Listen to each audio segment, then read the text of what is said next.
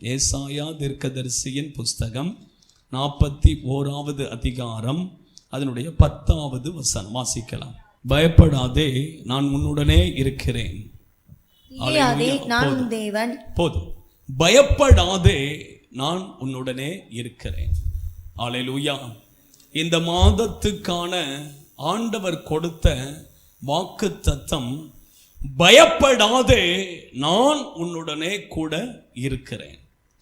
நான் நினைக்கிறேன் ஆண்டவர் இந்த ஒரே ஒரு வார்த்தையை ரொம்ப வலியுறுத்தி சொன்னார், பயப்படாதே.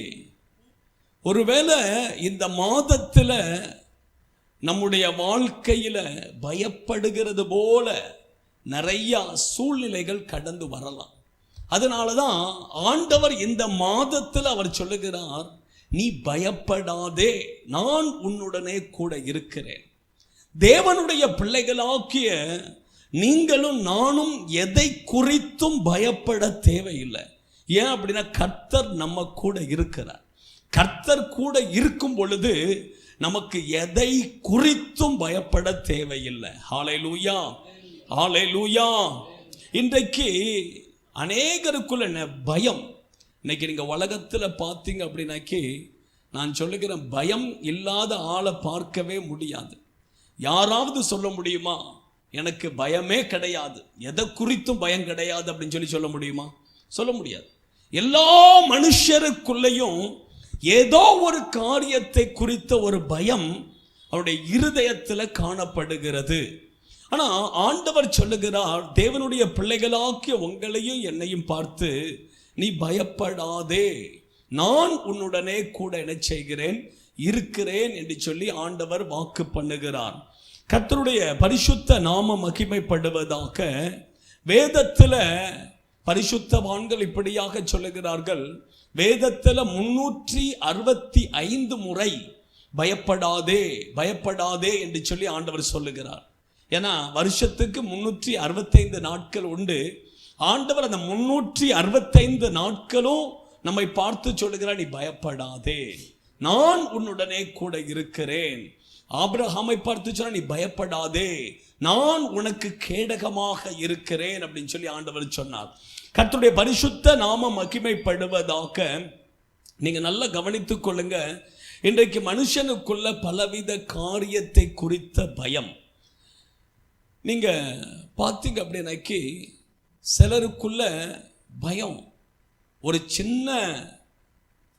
சின்ன நெஞ்சில் லைட்டாக இப்படி வலி வந்துட்டனாலே நமக்குள்ள என்ன பயம், எனக்கு எங்கே ஹார்ட் அட்டாக் வந்துருமோ, எனக்கு ஹார்ட்டில் பிரச்சனை இருக்குதோ, சிலருக்குள்ள எனக்கு எங்கே கேன்சர் வியாதி வந்துருமோ. இப்படி வியாதியை குறித்த பயம் இன்றைக்கு மனுஷனுக்குள்ள என்ன செய்கிறது, காணப்படுகிறது. இன்னைக்கு நீங்கள் பார்த்தீங்க அப்படின்னா அதே போல் நல்லா வேலை செஞ்சுட்டு இருக்க மனுஷனுக்கு பயம், எங்கே என் வேலை போயிருமோ, என் வேலை போயிட்டா என் குடும்பம் என்ன ஆகும், என் குடும்பத்தை நான் எப்படி நடத்துவேன். இப்படி இதை குறித்த பயம். பிள்ளைகளுக்கு எக்ஸாமை குறித்த பயம். ஆமாம், நிறைய பேருக்கு பார்த்தீங்க அப்படின்னாக்கி எக்ஸாம் அப்படின்னாலே ஒரு பயம்.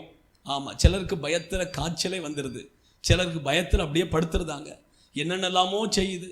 ஆண்டவருடைய பிள்ளைகள் பாருங்க, இன்னும் சிலருக்கு எதிர்காலத்தை குறித்த பயம்.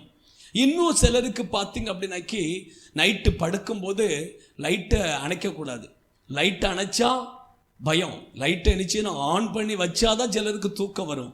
நம்ம ஆளுக்குள்ளேயும் அப்படி ஒரு ஆளுக்கு இருக்காங்க நினைக்கிறேன், யாரோ ஒருத்தவங்க இருக்கிறாங்க, அது எனக்கு தெரியலை. ஆமாம், கேம்புக்கு போயிருக்கும்போது லைட்டை ஆன் பண்ணி வைங்க, இல்லைனா நான் தூங்கிட மாட்டேன்னு யாரோ சொன்னாங்க. ஆண்டவருடைய பிள்ளைகள் பாருங்க, இப்படி சின்ன சின்ன காரியத்துக்கும் என்னது பயம். சிலருக்கு ரத்தத்தை கண்டா பயம்.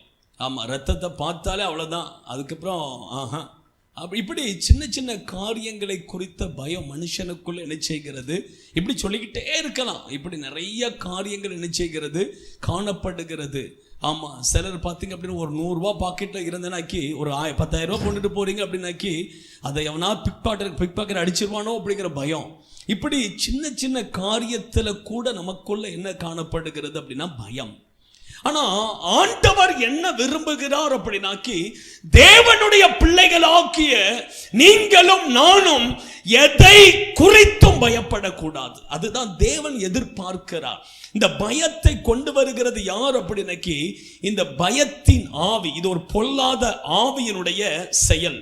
நீங்க நல்லா கவனித்துக்கொள்ள. அதனாலதான் வேதம் சொல்லுகிற தீமோத்தேயுல வரும்னு நினைக்கிறேன், தேவன் நமக்கு பயமுள்ள ஆவியை கொடாமல் பலமும் அன்பும் தெளிந்த புத்தியும் உள்ள ஆவியை கொடுத்திருக்கிறார் அப்படின்னு சொல்லி தீமோத்தேயுல வரும். எங்க இருக்குது அந்த வசனத்தை வாசிக்க முடியுமா? தீமோத்தேயு 1 தீமோத்தேயுலையா? தேவன் நமக்கு பயமுள்ள ஆவியை கொடாமல் பலமும் அன்பும் தெளிந்த புத்தியும் உள்ள ஆவியை கொடுத்திருக்கிறார் அப்படின்னு சொல்லி தீமோத்தேயு சொல்லும்போது சொல்லுகிறார். ஒரு நிமிஷம். சரி, நமக்கு எங்க இருக்குன்னு தெரியல. தீமோத்தேயுல தான் வரும். எனிவே, கர்த்தருடைய பரிசுத்த நாமம் மகிமைப்படுவதாக அதில் சொல்லுகிறார், பயமுள்ள ஆவியை கொடாமல். அதுல இருந்து நமக்கு என்ன தெரிகிறது அப்படின்னாக்கி, பயமுள்ள ஒரு ஆவி என்ன செய்து உண்டு, பயமுள்ள ஒரு ஆவி உண்டு. அப்போ நீங்க நல்லா கவனித்துக் கொள்ளுங்க, இந்த பயம் என்பது கொண்டு வருகிறது யார் அப்படின்னா, இது ஒரு பொல்லாத ஆவியினுடைய கிரியை. இது ஒரு பொல்லாத ஆவியினுடைய கிரியை. ஆமா, இந்த பயத்தை கொண்டு வருகிறது பொல்லாத ஆவியினுடைய என்னது கிரியை. ஆமா, சிலர் பார்த்தீங்க அப்படின்னா என்னத்தை பார்த்தாலும் பயம்தான். என்னத்தை பார்த்தாலும் அவங்களுக்கு என்னதான் பயம். சின்ன சின்ன காரியங்களுக்கு கூட பயம். பிசாசை பார்த்தா பயம், பிசாசை பார்த்தா என்னது பயம். இப்படி சின்ன சின்ன காரியங்களை குறித்து கூட நம்ம என்ன செய்கிறோம், பயந்து நடுங்குகிறோம். ஆண்டுடைய பிள்ளைகள், நீங்க வேதத்தை நீங்க வாசித்து பார்த்தீங்க அப்படின்னாக்கி, நம்ம எதை குறித்து என்ன செய்யக்கூடாது, பயப்படவே கூடாது. வேதத்தில் ஆண்டவர் தெளிவாக நமக்கு சொல்லி கொடுத்திருக்கிறார், நம்ம யாருக்கு பயப்படணும், யாருக்கு பயப்படக்கூடாது, யாருக்கு பயப்படணும், யாருக்கு பயப்படக்கூடாது அப்படின்னு சொல்லி வேதத்தில் தெளிவாக சொல்லி கொடுத்திருக்கிறார். எடுத்து வாசிங்க. நம்ம யாருக்கு பயப்படணும் அப்படின்னா, மத்தேயு சுவிசேஷகத்தின் புஸ்தகம் 10வது அதிகாரம் 28வது வசனத்தை வாசிங்க. மத்தேயு 10வது அதிகாரம் 28வது வசனம் வாசிக்கிறேன், கவனமாக கேளுங்கள். ஆத்துமாவை கொல்ல வல்லவர்களாயிராமல் சரீரத்தை மாத்திரம் கொல்லுகிறவர்களுக்கு நீங்கள் பயப்பட வேண்டாம். ஆத்துமாவையும் சரீரத்தையும் நரகத்தில் அழிக்க வல்லவருக்கு பயப்படுங்கள். நீங்க நல்லா கவனித்துக் கொள்ளுங்க. அங்க ஆண்டவர் தெளிவாக சொல்லுகிறார், நம்ம யாருக்கு பயப்படணுமா, நம்முடைய ஆத்துமாவையும் சரீரத்தையும் நரகத்திலே அழிக்க வல்லவருக்கு என்ன செய்யுங்கள், பயப்படுங்கள். அப்போ அத தெளிவா சொல்லப்போனா தேவனுக்கு பயப்படணும். யாருக்கு பயப்படணும், நம்ம இருதயத்துல கர்த்தருக்கு பயப்படுகிற பயம் என்ன செய்யணும், காணப்படணும். ரெண்டாவது யாருக்கு பயப்படணும் அப்படின்னாக்கி, எடுத்து வாசிங்க. என்னாகமத்தின் புஸ்தகம் 12வது அதிகாரம் 8வது வசனம். என்னாகமத்தின் புஸ்தகம் 12வது அதிகாரம் 8வது வசனம். ஊழியக்காரர்களுக்கு பயப்படணும். யாருக்கு பயப்படணும், கர்த்தருடைய பரிசுத்தவான்கள், தேவனுடைய ஊழியக்காரர்களுக்கு நம்ம என்ன செய்யணும், பயப்படணும். வாசிக்கிறேன், கவனமாக கேளுங்கள். நான் அவனுடன் மறைபொருளாக அல்ல, ஆண்டவர் சொல்லுகிறார், நான் அவனுடன் அப்படின்னா மோசேயுடன் நான் மறைபொருளாக அல்ல, முகமுகமாகவும் பிரத்யட்சமாகவும் பேசுகிறேன். அவன் கர்த்தரின் சாயலை காண்கிறான். இப்படி இருக்க நீங்கள் என் தாசனாக்கிய மோசேக்கு விரோதமாய் பேச உங்களுக்கு பயம் இல்லாமல் போனது என்ன? அப்ப பாருங்க, ஆண்டவர் ஆரோனையும் மீரியாமையும் பார்த்து சொல்ல, மோசே குறித்து உங்க இருதயத்துல ஏன் பயம் இல்லை அப்படிங்கிறாரு. அப்போ இதுல இருந்து என்ன தெரிகிறது அப்படின்னா, கர்த்தருடைய ஊழியக்காரர்களுக்கு ஜனங்கள் என்ன செய்யணும், பயப்படணும். அதுதான் உண்மை. என்ன செய்யணும், பயப்படணும். ஆமா, தேவனுக்கு பயப்படணும். ரெண்டாவது, கர்த்தருடைய ஊழியக்காரரை குறித்த பயம் நமக்குள்ள என்ன செய்யணும்? இருக்கணும். தேவனுடைய பிள்ளைகள் ஆக்கிய வேற எந்த விதமான பயமும் நமக்குள்ள என்ன செய்யக்கூடாது? இருக்கக்கூடாது. நான் வேதத்தில் இருந்து இன்றைக்கு ஒரு 3 காரியங்களை மாத்திரம் உங்கள் மத்தியில் என்ன செய்கிறேன்? சொல்லும்படியாக வாஞ்சிக்கிறேன். நமக்கு என்னென்ன காரியத்தை குறித்த பயம் நமக்குள்ள இருக்கக்கூடாது அப்படின்னு சொல்லி ஒரு 3 காரியம். எல்லாவற்றையும் நமக்கு சொல்லுகிறதற்கு நமக்கு நேரம் பத்தாது. அதனால ஒரு 3 காரியத்தோடு கூட நான் முடிக்கலாம் அப்படின்னு சொல்லி நினைக்கிறேன். முதலாவது, நீங்கள் நல்லா கவனித்துக் கொள்ளுங்க. நமக்குள்ள பயம் என்ன செய்யக்கூடாது? எந்த காரியத்தை குறித்தும் பயம் இருக்கக்கூடாது. ஆமாம், எந்த காரியத்தை யோபு சொல்லும்போது சொல்லுகிறார், வாசிங்க 3:25. யோபுவின் புஸ்தகம் 3:25. யோபு 3:25. நான் பயந்த காரியம் எனக்கு நேரிட்டது. நான் அஞ்சினது எனக்கு வந்தது. சொல்லுகிறேன், நான் பயந்த காரியம் எனக்கு நேரிட்டது, நான் அஞ்சினது எனக்கு வந்தது. நல்லா கவனித்துக் கொள்ளுங்க. நான் சொல்லுகிறேன், நமக்குள்ள பயம் என்ன செய்யக்கூடாது? இருக்கக்கூடாது.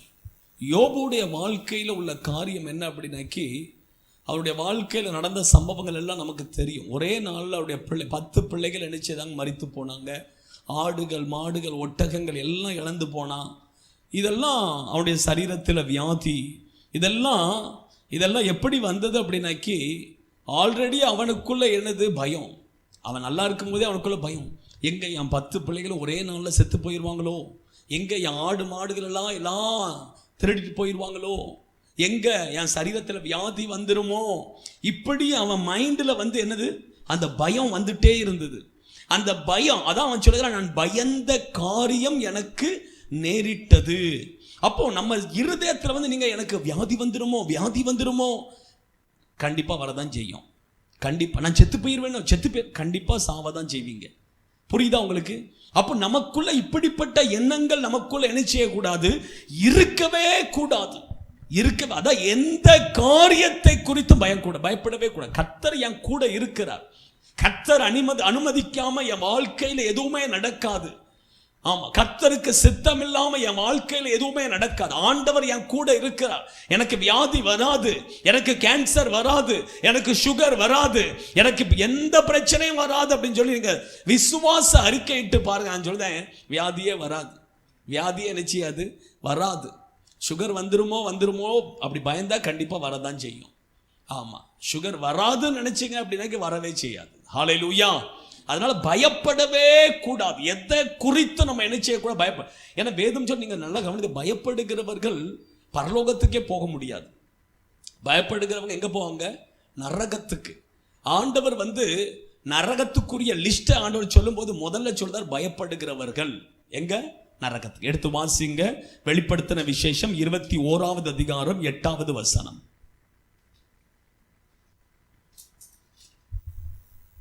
பயப்படுகிறவர்களும் அவிசுவாசிகளும் அருவருப்பானவர்களும் கொலைபாதகரும் விபச்சாரக்காரரும் சூனியக்காரரும் விக்கிரக ஆராதனைக்காரரும் பொய்யர் அனைவரும் இரண்டாம் மரணமாகிய அக்னியும் கந்தகம் எரிகிற கடலிலே பங்கடைவார்கள். நீங்க நல்ல கவனம். நரகத்துக்கு யார் போவாங்க அப்படிங்கறத சொல்லும் போது முதல்ல ஆண்டவர் சொல்றாரு, பயப்படுகிறவர்கள். நீங்க நல்லா கவனித்துக்கொள்ள. அதனால எந்த காரியத்தை குறித்தும் பயப்படக்கூடாது. எந்த காரியத்தை குறித்தும் நம்ம என்ன செய்யக்கூடாது? பயப்படவே கூடாது.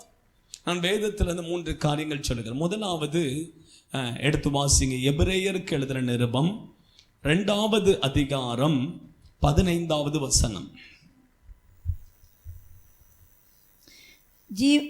ஜீவகாலம் எல்லாம் மரண பயத்தினாலே, மரண பயம் நமக்குள்ள என்ன செய்யக்கூடாது? இருக்கக்கூடாது. நிறைய பேருக்கு மரணத்தை குறித்த பயம். நீங்க நல்லா கவனித்துக் கொள்ளுங்க. மரண பயம் நமக்குள்ள என்ன செய்யக்கூடாது? இருக்கவே கூடாது. எசேக்கியா ராஜா, வேதத்தில் நீங்க வாசித்து பார்த்தீங்க அப்படின்னு, எசேக்கியா ராஜா வியாதிப்பட்டு அவன் மரணத்துக்கு சமீபமாக இருந்தான் அப்படின்னு சொல்லி வேதம் சொல்லுகிறது. அப்ப ஏசாயா தீர்க்கதரிசியை கொண்டு ஆண்டவர் சொல்றாரு, நீ போய் சொல்லு, நீ என்ன செய்வ, செத்து போயிடுவ, உன் வீட்டு காரியத்தை சரி பண்ணு அப்படிங்கிறாரு. இவன் போய் சொன்னதுதான் அவன் அப்படியே அழுது புலம்பி, ஐயோ ஐயோ நான் செத்து போவேன் ஆண்டவரே கொன்றாதே, என் உயிரை எனக்கு கொடுன்னு சொல்லி அழுது புலம்ப ஆரம்பிச்சிட்டான். உடனே ஆண்டவர் பார்த்தாரு, 15 வருஷத்தை ஆண்டவர் நினைச்சா கூட்டி கொடுத்தார். ஆண்டவருடைய பிள்ளைகள் பாருங்க, இன்னைக்கு நிறைய பேருக்கு என்ன அப்படின்னாக்கி மரணத்தை குறித்த பயம். இந்த பயம் யார் கொண்டு வருகிறது அப்படின்னா பிசாசு தான் கொண்டு வருகிறது. நான் கடந்த நாட்களில் ஒரு சம்பவத்தை உங்களுக்கு சொல்லியிருக்கிறேன். வெளி தேசத்தில் ஒரு ஹாஸ்பிட்டலில் ஐசியூவில் என்ன அப்படின்னாக்கி 2 பேர் படுத்திருந்தாங்க. 2 பேர் ஐசியூவில் இருக்கிறாங்க. இருக்கும் பொழுது பார்த்தீங்க அப்படின்னாக்கி பக்கத்து லாஸ்ட் பெட்டில் இருக்கிறவங்களுக்கு ராத்திரியில் ஒரு சொப்பனம். என்ன அப்படின்னாக்கி பக்கத்து பெட்டில் இருக்கிறவங்களுக்கு ஏதோ ஒரு பிசாசு உள்ளே வருது, அப்படியே என்ட்ரி அடித்து உள்ளே வருது. உள்ளே வந்து பக்கத்து பெட்டுக்காரன்ட்ட போகுது. அதோட சரி காலையில் சத்தம் வருது. என்ன சத்தம்? ஐயோ செத்து போயிட்டான் அப்படின்ட்டு. இதை பார்த்தோன்னே இந்த அம்மாவுக்கு என்னது அப்படின்னா பயம். என்ன பயம்? நம்மளும் செத்து போயிடுவோமோ அப்படிங்கிற பயம். ஆண்டவருடைய பிள்ளைகள் பாருங்க, இன்னைக்கு நிறைய பேருக்கு என்ன அப்படின்னாக்கி மரண பயம். நான் கேட்கிறேன், எத்தனை பேர் பரலோகத்துக்கு போகணும் அப்படின்னு சொல்லி விரும்புறீங்க? எல்லார் கையும் உயருது. எத்தனை பேர் சாகணும்னு விரும்புறீங்க?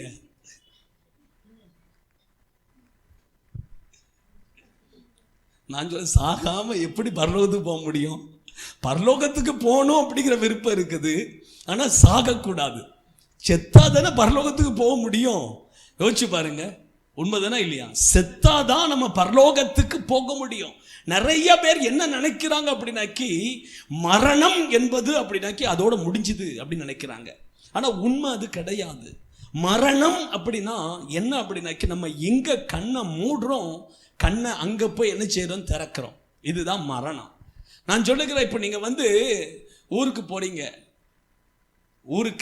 போறீங்க, இங்க இருந்து நைட்டு ட்ரெயின் ஏறுறீங்க, காலையில ஊருக்கு போய் சேர்ந்துருவீங்க, கரெக்டா?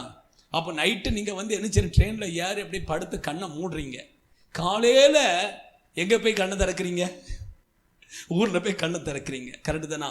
அதே போலதான் மரணம் என்பது, இங்க கண்ணை மூடுறோம், அங்க கண்ணை என்ன செய்கிறோம், திறக்கிறோம். இதுதான் மரணம், வேற எதுவுமே கிடையாது.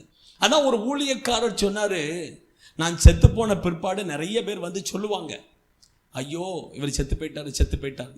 நம்பாதுங்க. ஏன் அப்படின்னாக்கி நான் சாகலை, நான் என் இருக்கிற அட்ரஸை தான் நான் என்ன சேஞ்ச் பண்ணியிருக்கிறேன். என்ன சேஞ்ச் பண்ணியிருக்கிறாரா? அட்ரஸ். முதல்ல வந்து மும்பையில், ஆமாம், கோவண்டியில், கௌதம் நகரில், இப்போ பரலோகத்தில் ஆண்டவருடைய பக்கத்தில் சிங்காசனத்தில். புரியுதா உங்களுக்கு? அப்போ நம்ம வந்து மரணம் என்பது நம்முடைய இருக்கிற இடத்தை தான் நம்ம என்ன செய்கிறோம், சேஞ்ச் பண்ணுகிறோம். அதுதான் மரணம். இங்க கண்ணை மூடுறோம், பரலோகத்தில் கண்ணை திறக்கிறோம். அப்போ ஒரு மனுஷனுக்கு பரலோகத்துக்கு போகணும் அப்படின்னாக்கி மரித்து ஆக வேண்டும். ஆனா இன்னைக்கு நிறைய பேருக்கு மரணம் அப்படின்னாலே என்னது, ஒரு பயம். ஐயோ செத்து போயிடுவோமோ அப்படிங்கிற பயம். ஆண்டவருடைய பிள்ளைகள், நான் என்ன சொல்றேன், ஆண்டவர் வந்து மரணம் வந்து என்னைக்கா ஒரு நாள் நம்மளை வந்து சந்திக்க தான் போகுது. அந்த மரணத்தை நம்ம வந்து சந்தோஷமாக என்ன மேற்கொள்ளணும். நிறைய பேர் பார்த்தீங்க அப்படின்னாக்கி அவங்க செத்த பிற்பாடு அவங்க முகத்தை பார்த்தீங்க அப்படின்னா ஒரு பயம் அப்படி இருக்கும். பார்த்துருக்கீங்களா? சிலருடைய முகத்திலே தெரியும். ஆமாம், காரணம் என்னன்னா அவங்க பயந்தே செத்து இருக்காங்க. அதனால தான் முகம் அப்படி ஒரு பயத்தோடு காணும். நான் சொல்லிக்கிறேன், நம்ம வந்து மரணத்தை வந்து சந்தோஷமா எதிர்கொள்ளணும். நமக்கு உலக மனுஷங்க தான் பயப்படணும், நமக்கு பயப்பட தேவையில்லை. நமக்கு ஆண்டவர் மீது நம்பிக்கை வைக்கிறவர்களுக்கு பயப்பட தேவையே இல்லை. எந்த காரியத்தை குறித்தும் பயப்பட தேவையில்லை. நீங்க அதான் பாருங்க, சங்கீதக்காரனாகி தாவீது சொல்லும்போது சொல்லுகிறார், வாசிங்க. சங்கீதக்காரனாகி தாவீது சொல்லும்போது சொல்லுகிறார், சங்கீதம் 56வது சங்கீதம் 3வது வசனத்தை வாசிங்க. 56:3.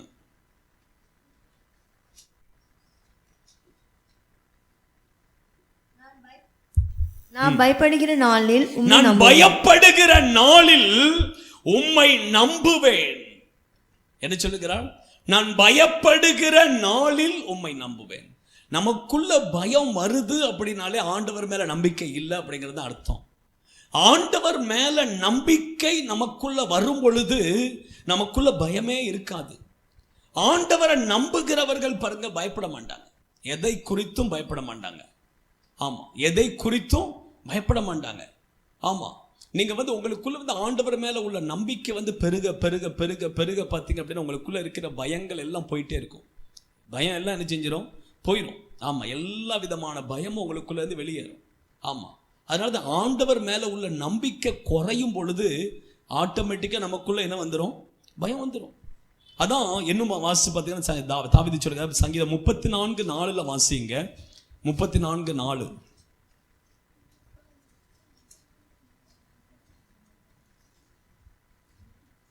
34:4. நான் கர்த்தரை தேடினேன், அவர் எனக்கு செவி கொடுத்து என்னுடைய எல்லா பயத்துக்கும் என்னை நீங்கள் ஆக்கிவிட்டார். எல்லா பயத்துக்கும், எல்லா பயம் அப்படின்னாக்க நிறைய பயம் இருக்குது. அவருக்கு தாவீதுக்குள்ளே நிறைய விதமான பயம் இருந்தது. ஆனா அவர் சொல்லுகிறார், நான் கர்த்தரை தேடினேன், அவர் என்னுடைய கூப்பிடுதலுக்கு செவி கொடுத்து அவர் என்னை எல்லா விதமான பயத்துக்கும் நீங்கள் ஆக்கிவிட்டார் அப்படிங்கிறார். அப்ப ஆண்டவருடைய பிள்ளைகள் பாருங்க, நான் சொல்லுகிறேன், உங்களுக்குள்ள இருக்கக்கூடிய பயம் மாறணும் அப்படின்னாக்கி நீங்க ஆண்டவர் மேல நம்பிக்கை வைக்கணும், ஆண்டவரை தேடணும், அவரை நோக்கி கூப்பிடுங்க. ஆட்டோமேட்டிக்கா சொல்லுகிற உங்களுக்குள்ள இருக்கிற இருதயத்தில் காணப்படுகிற எல்லா பயத்தையும் ஆண்டவர் என்ன செய்வார்? எடுத்து போடுவார். ஹல்லேலூயா, ஹல்லேலூயா. தேவனுடைய பிள்ளைகள், நமக்குள்ள மரண பயம் நமக்குள்ள என்ன செய்யக்கூடாது? இருக்கவே கூடாது. ஏன் அப்படின்னாக்கி மரணத்துக்கு அதிகாரி யார் அப்படின்னாக்கி யாரு? மரணத்துக்கு அதிகாரி யாரு? சாத்தான்.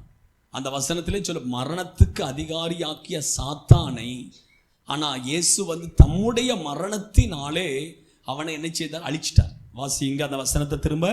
எபிரேயர் நிருபம் 2வது அதிகாரம் 15வது வசனம்.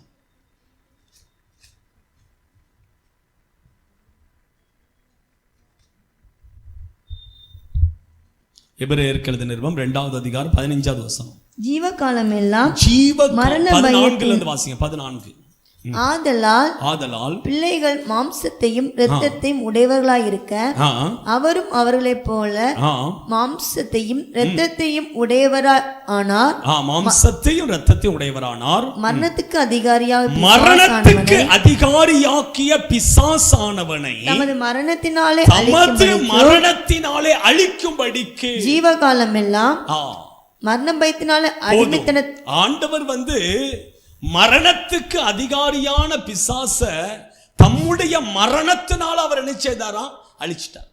அதனால இனி நமக்கு மரணத்தை குறித்த பயம் நமக்கு தேவையே கிடையாது. ஏன் அப்படின்னாக்கி நமக்கு ஒரு நம்பிக்கை உண்டு. ஆண்டவராகிய இயேசு கிறிஸ்து மரித்து உயிர்த்து அவர் பரலோகத்துக்கு எடுத்துக்கொள்ளப்பட்டார். அவர் எடுத்துக்கொள்ளப்பட்டது உண்மை அப்படின்னாக்கி கண்டிப்பா நீங்களும் நானும் பரலோகத்துக்கு என்ன செய்வோம்? எடுத்துக்கொள்ளப்படுவோம். அந்த நம்பிக்கை நமக்குள்ள இருக்கிற வரைக்கும் மரண பயமே நமக்குள்ள என்ன செய்யாது? வராது. ஹல்லேலூயா. 2வது நமக்குள்ள என்ன பயம் இருக்கக்கூடாது அப்படின்னு எடுத்து வாசிங்க. 1 சாமுவேலின் புஸ்தகம் 15வது அதிகாரம் 24வது வசனம்.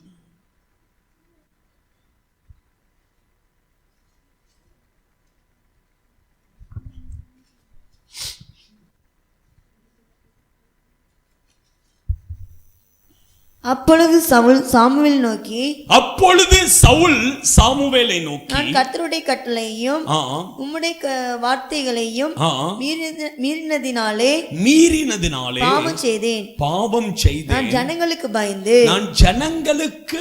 அவர்கள் சொல்ல கேட்டேன். மனுஷருக்கு பயந்து. வாசிங்க இன்னொரு வசனம் வாசிங்க. நீதிமொழிகள் 29:25.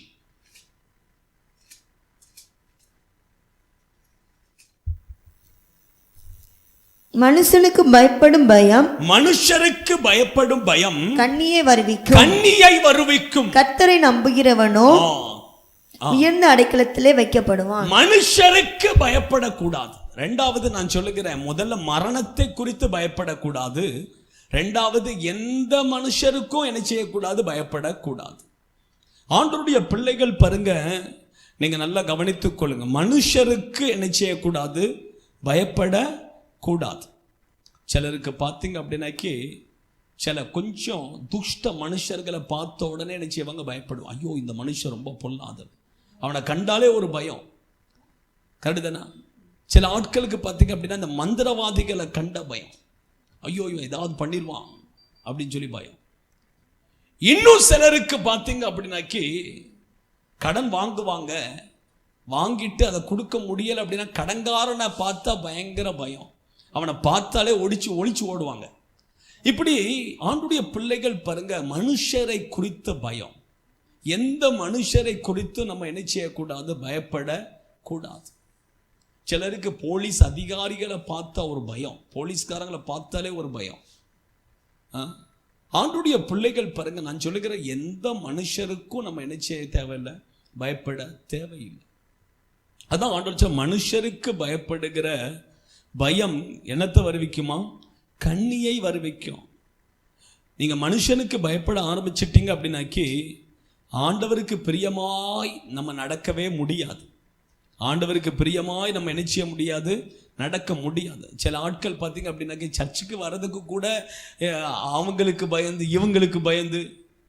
யோசிச்சு பாருங்க, அப்படிதானா? உண்மைதானா இல்லையா? நான் சொல்றது சரியா இல்லையா? யோசிச்சு பாருங்களேன். நிறைய பேர் சர்ச்சுக்கு வர்றதுக்கு கூட யாருக்கு? ஐயோ அவங்க பார்த்தாங்கன்னா அவ்வளோதான். இவங்க மனுஷருக்கு பயம். வேதம் சொல்லுகிறது மனுஷருக்கு பயப்படுகிற பயம் நமக்குள்ள என்ன செய்யக்கூடாது? இருக்கவே கூடாது. அதான் ஆண்டவராகிய இயேசு கிறிஸ்து சொன்னார், சரீரத்தை கொல்ல வல்லவனுக்கு நீங்க என்ன செய்யாதுங்க? பயப்படாதுங்க. வாசிங்க, திரும்ப அந்த வசனத்தை வாசிங்க. மத்தேயு 10:28.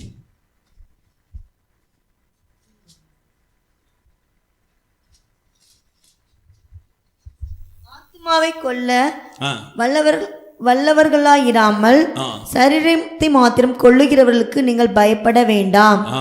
ஆத்துமாவின் சரீரத்தையும் நரகத்திலே அழிக்க வல்லவருக்கே பயப்படுங்கள். நீங்க யாருக்கு பயப்படக்கூடாதான்? மனுஷருக்கு பயப்படக்கூடாது. மனுஷன் என்ன செய்ய முடியும்? மிஞ்சி போனால் உங்கள் சரீரத்தை தான் கொல்ல முடியும், உங்கள் ஆத்மாவை ஒன்றுமே செய்ய முடியாது. அதனால தான் ஆண்டவர் சொல்ல மனுஷருக்கு நீங்கள் என்ன செய்யாங்க? பயப்படாதுங்க. ஆனால் யாருக்கு பயப்படணுமா? உங்கள் ஆத்மாவையும் சரீரத்தையும் கொல்ல வல்லவருக்கு என்ன செய்யுங்க? பயப்படுங்க.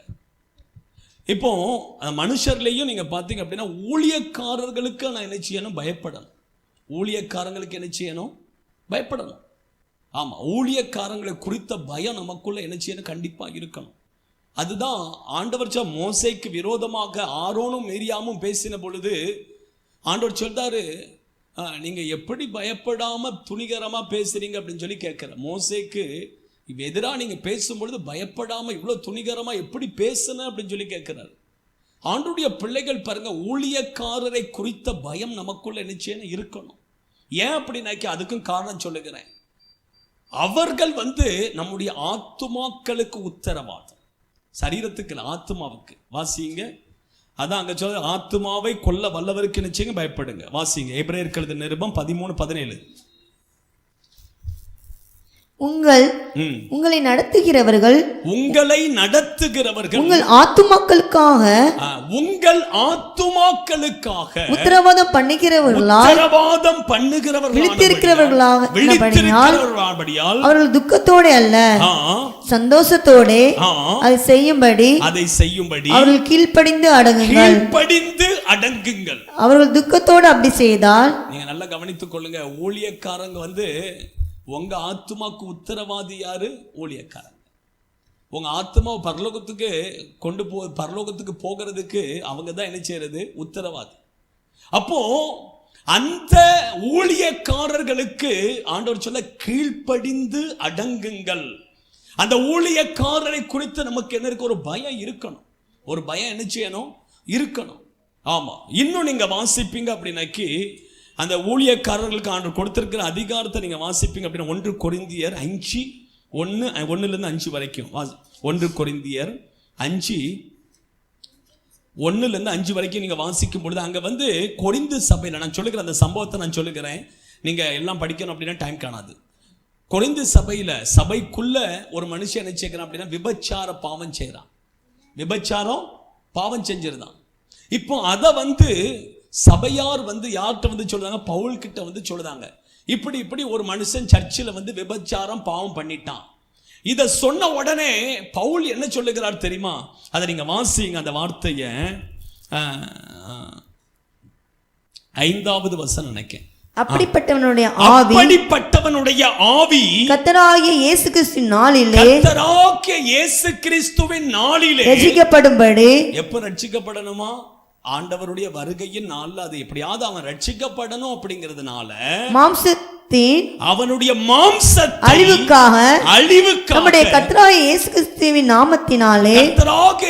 கிறிஸ்துவின் நாமத்தினாலே அவனை சாத்தானுக்கு ஒப்பு கொடுக்க வேண்டும் என்று தீர்ப்பு செய்கிறேன். அவனை எங்க ஒப்பு கொடுக்கணுமா? சாத்தான். இது யார் கொடுக்கிறா? ஒப்பு கொடுக்கிறது யாரு? யார் கொடுக்கிறா? யார் ஒப்பு கொடுக்கிறா? சொல்லுங்க. பவுல் ஊழியக்காரனுக்கு ஆண்டவர் கொடுத்திருக்க அதிகாரத்தை பாருங்க. இப்போ ஒரு மனுஷன் பாவம் செய்யறான் அப்படின்னாக்கி அவனை பிசாசுடைய கரத்துல ஒப்பு கொடுக்கிறேன் அப்படின்னாச்சுன்னா அவ்வளவுதான். அவன் எங்க? அதுக்கப்புறம் பிசாசுடைய கரம். ஆனா அவன் என்ன செய்வான் அப்படின்னா அவன் ரட்சிக்கப்பட்டுருவான். எப்படி அவனுடைய ஜெபத்தை பாருங்க, எப்படி ஜெபிக்கிறான். நீங்க நல்லா கவனித்துக் கொள்ளுங்க. அதனால்தான் ஊழியக்காரரை குறித்த பயம் நமக்குள்ள என்ன செய்யணும்? இருக்கணும். இன்னைக்கு பார்த்தீங்க அப்படின்னாக்கி நிறைய நம்ம சர்ச்சில் நிறைய பிள்ளைங்க பார்த்தீங்க அப்படின்னா அம்மா அப்பாவுக்கு பயப்படுறாங்களோ இல்லையோ, ஆனால் நம்மளை கண்டா கொஞ்சம் என்னது பயம். ஆமாம், சில பிள்ளைங்களுக்கு காரணம் என்ன அப்படின்னாக்கி அந்த பயம் இருக்கணும். அந்த பயம் என்ன செய்யணும்? இருக்கணும். நானும் ரட்சிக்கப்பட்ட ஆரம்ப நாட்களில் பார்த்தீங்க அப்படின்னாக்கி ஊழியக்காரங்கன்னா ரொம்ப பயப்படுவேன். எந்த ஊழியக்காரங்களும் சரி ரொம்ப பயப்படுவேன். ஆமாம், அந்த பயம் நமக்குள்ள என்ன செய்யணும்? இருக்கணும். அதுதான் ரொம்ப முக்கியம். ஆனால் மனுஷருக்கு பயப்படுகிற பயம் நமக்குள்ள என்ன செய்யக்கூடாது? இருக்கக்கூடாது. மூன்றாவதாக முதல்ல சொன்ன மரணத்தை குறித்த பயம் நமக்குள்ள இருக்கக்கூடாது. 2வது மனுஷருக்கு பயப்படுகிற பயம் நமக்குள்ள இருக்கக்கூடாது. 3வது யாத்திராகமத்தின் புஸ்தகம் 14வது அதிகாரம் 10வது வசனம். 14:10 யாத்திராகமம் 14:10 வாசிங்க. பார்வோன் சமீபித்து வருகிற போது இஸ்ரவேல் புத்திரர் தங்கள் கண்களை ஏறெடுத்து பார்த்து எகிப்தியர் தங்களுக்கு பின்னே வருகிறதை கண்டு மிகவும் பயந்தார்கள். அப்பொழுது இஸ்ரவேல் புத்திரர் நோக்கி கூப்பிட்டார்கள். யாரை கண்டு பயந்தார்கள்? எகிப்தியரை கண்டு. மூன்றாவதாக நான் சொல்லுகிற எகிப்தியரை கண்டு நாம என்ன செய்யக்கூடாது? பயப்படவே கூடாது. எகிப்தியர் என்பது எதை காண்பிக்கிறது அப்படின்னாக்கி பாவம், வியாதி, பிசாசு, இதெல்லாம் எது காண்பிக்க? எகிப்தியர் அப்படின்னா இதெல்லாம் குறிக்குது. பாவம், வியாதி, பிசாசு. நான் சொல்லுகிறேன், பாவத்தை கண்டு நம்ம என்ன செய்யக்கூடாது? பயப்படவே கூடாது. பாவத்தை கண்டு தேவனுக்கு பயப்படணும். ஆனால் பாவத்தை கண்டு பயப்படக்கூடாது. நீங்க பார்த்தீங்க அப்படி இந்த பாவம், இந்த வியாதி, இந்த பிசாசு இதெல்லாம் நம்மளை பின்தொடர்ந்து வந்துக்கிட்டே தான் இருக்கும். இது என்ன செய்யும்? நம்ம பின்னாடி வந்துக்கிட்டே தான் இருக்கும். ஆமாம், இந்த பாவம் பார்த்தீங்க அப்படின்னாக்கி நீங்கள் எந்த பாவத்தை விட்டு வந்தீங்களோ அந்த பாவம் உங்களை பின்தொடர்ந்து வந்துக்கிட்டே தான் இருக்கும். அந்த பாவத்தை கண்டு நம்ம என்ன செய்யக்கூடாது? பயப்படக்கூடாது. நீங்கள் நல்லா புரிஞ்சு கொள்ளுங்க நான் சொல்லுகிறத. ஆமாம், பாவத்தை கண்டு பயப்படக்கூடாது. யோசேப்புக்குள்ள பாவத்தை கண்டு பயம் இல்லை, தேவனுக்கு பயப்படுகிற பயம் இருந்ததுனால அவன் பாவத்தை விட்டு என்ன செய்தான்? விலக்கினான். ஆனா அதான் சொல்லுகிறேன், நமக்குள்ள தெய்வ பயம் இருக்கணும். ஆனா பாவத்தின் மீது பயம் இருக்கக்கூடாது. ஐயோ, நான் பாவத்தில் விழுந்துருவேனோ, பாவம் என்ன விழத்தள்ளிருமோ, பாவம் என்ன மேற்கொண்டுமோ, அப்படி பயம் நமக்குள்ள என்ன செய்யக்கூடாது? இருக்கக்கூடாது. ஆமா, நமக்குள்ள அதே போல வியாதியை குறித்த பயம். சிலருக்கு வியாதி வந்துருமோ, எனக்கு கேன்சர் வந்துருமோ, எனக்கு அது வந்துருமோ, இது வந்துருமோ. ஆமா, இந்த வியாதியை குறித்த பயம் நமக்குள்ள என்ன இருக்கவே கூடாது. அதே போல பிசாசை குறித்தும் பயப்படக்கூடாது. ஆமா, பிசாசை குறித்து நம்ம என்ன செய்யக்கூடாது? பயப்படவே கூடாது. ஆமா, நிறைய பேருக்கு பிசாசை கண்டா பயம். பிசாசை கண்டா பயம். இந்த ஊர்லலாம் நீங்க பார்த்தீங்க அப்படின்னாக்கி ராத்திரி இந்த காட்டுக்குள்ள போகும் பொழுது என்ன செய்வாங்க அப்படின்னா சத்தமா பாடிக்கிட்டு போவாங்க. என்ன பாட்டு? அதுவும் சும்மா சாதாரண பாட்டுலாம் பாட மாட்டாங்க. ரத்த கோட்டைக்குள்ளே. ஏன் அப்படி இருக்கு? அவன் வந்து சர்ச்சில் வந்து ஒரு நாள் பாட மாட்டான். ஆனா எங்க பாடுவான்? ராத்திரியில காட்டுக்குள்ள பாடுவான். என்ன எழுப்புதல் அப்படின்னா வேற ஒண்ணும் இல்லை, பயம்தான் காரணம். என்ன பயம்? என்ன பயம்? பிசாசு. எங்க காட்டு கருப்பு வந்து என்ன அடிச்சிருமோ அப்படிங்கிற பயம். யோசிச்சு பாருங்க, இன்னைக்கு நிறைய பேருக்கு பிசாசை கண்டா பயம். கடவுள் மேல பயம் இருக்குதோ இல்லையோ, ஆனா பிசாசை கண்டா பயம்.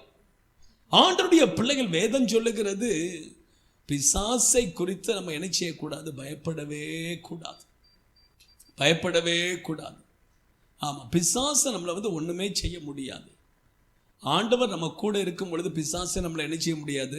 தொடவே முடியாது. நிறைய பேருக்கு பயம். நான் ஒரு வீட்டுங்க திலக் நகரில் நான் சொல்லியிருக்கிறேன், ஒரு வீட்டுக்குள்ளே கொஞ்சம் போராட்டம். என்ன அப்படின்னாக்கி நான் சொல்லியிருக்கிறேன் முதலையும், டியூப்லைட் அப்படியே எரிஞ்சிட்டு இருக்கும், திடீர்னு அப்புறம் டியூப்லைட் உடஞ்சிரும். ஆமாம், பர்ஸ் அப்படியே வச்சுருப்பாங்க, பர்ஸில் இருக்க பைசா எல்லாம் என்ன செய்யும்? காணாமல் போயிடும். படுத்திருப்பாங்க, காலையில் எழும்பி பார்த்தா அப்படியே எண்ணெய் மாவு, கோதுமை மாவு எல்லாம் அதில் வந்து மஞ்சள் தூள், வத்தத்தூள் எல்லாம் மிக்ஸ் பண்ணி வச்சுருக்கோம். அது எங்கள் பில்டிங்கில் மேலே ஃப்ளோரில். ஆமாம், இது வந்து இப்படியே போராட்டம் நடந்துகிட்டே இருந்தது. திடீர்னு ஆப்பில் பார்த்தா கபோர்டில் உள்ள துணியெல்லாம் வெளியே வந்து கிடக்கும்.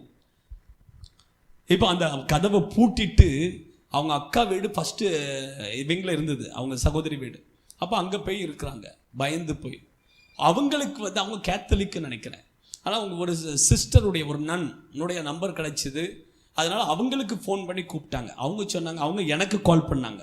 எனக்கு கால் பண்ணி, பாஸ்டர் இப்படி நீங்கள் வர முடியுமா அப்படின்னு சொல்லி. நான் சொன்னேன், ஓகே நான் வரேன் அப்படின்னு. அப்போது அந்த பில்டிங்கில் மேலே வர எல்லோரும் வந்துட்டாங்க. வீட்டுக்குள்ளே போகணும் அப்படின்னோடனே பயம், எல்லாருக்கும் பயம் வீட்டுக்குள்ளே போகிறதுக்கு. ஏன்னா கதவை திறந்து ஏதாவது செஞ்சிடக்கூடாது. நான் வந்து கதவை சாவி வாங்கி கதவை திறந்து நான் உள்ள என் பாடு போனேன். போய் அப்போ அவங்க சொன்னதெல்லாம் பார்த்தேன். அதுக்கப்புறம் தான் எல்லாமே உண்மை. ஆண்டவருடைய பிள்ளைகள் பாருங்க, ஏன் சொல்லுகிற அப்படி அண்ணா, ஒரே நாள் ஜெபத்தோட சரி எல்லா பிசாசும் போயிட்டு. ஆண்டவருடைய பிள்ளைகள் ஏன் சொல்லுகிற அப்படி, எந்த பிசாசை கண்டு நம்ம பயப்பட தேவையில்லை. வேதம் சொல்லி, பிசாசை எதிர்த்து நில்லுங்கள், அவன் உங்களை விட்டு நிச்சயம் ஓடி போவான். பிசாசை எதிர்த்து நிற்கணும். பிசாசை எதிர்த்து நின்னா போதும். ஆமா, அது வந்து சும்மா எதிர்த்து நிற்க முடியாது. இயேசுவின் நாமத்தில் எதிர்த்து நிற்கணும். விளக்குமாறு வேணுமா, செருப்பு வேணுமா, ஜூஸ் வேணுமா, பிரியாணி வேணுமா, இப்படிலாம் கேட்டால் அது போகவே செய்யாது. ஆமாம், ஆண்டவருடைய பிள்ளை நிறைய பேர் அப்படிதான். உனக்கு என்ன வேணும் சொல்லு, பிரியாணி தரட்டா, இல்லை அல்வா தரட்டா, அது இப்படிலாம் சொன்னால் அது என்ன செய்யாது? போகாது. அதுக்கு வந்து இயேசுவின் நாமத்தினால போ அப்படின்னு சொல்லி எதிர்த்து நின்னா அது பாட்டு போயிடும். தேவனுடைய பிள்ளைகள் இதெல்லாம் நம்ம என்ன செய்யக்கூட பயப்படக்கூடாது. ஆமாம், எந்த காரியத்தை குறித்தும் பயம் நமக்குள்ளே இருக்கக்கூடாது. தேவனுக்கு பயப்படணும், தேவ ஊழியர்களுக்கு பயப்படணும். நம்ம எல்லாரும் அப்படி எழுந்திருக்கலாமே.